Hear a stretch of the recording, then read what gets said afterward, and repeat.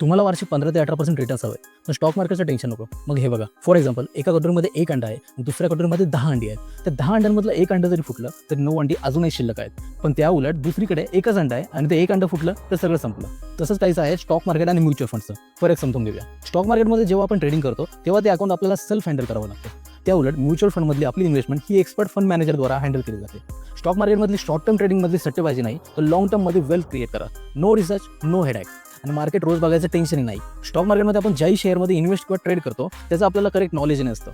त्या उलट म्युच्युअल फंडमध्ये स्टॉक डायव्हर्सिफिकेशन करायचा ऑप्शन मिळतो. स्टॉक मार्केटमध्ये कंपनी 100% लॉस करू शकते.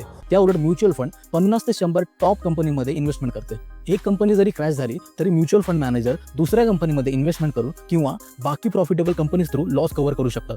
स्टॉक मार्केटमध्ये एखादा शेअर दिवसाला 20% वर तर 20% खाली देखील जाऊ शकतो. म्हणजेच स्टॉक जितका वोलटाईल तितकीच जास्त रिस्क. त्या उलट डायव्हर्सिफाईड म्युच्युअल फंड दिवसाला 1 to 2% अप किंवा डाऊन जाऊ शकतो. त्यामुळेच म्युच्युअल फंडची इन्व्हेस्टमेंट ही जास्त रिलॅक्सिंग आणि लेस स्केरी असते.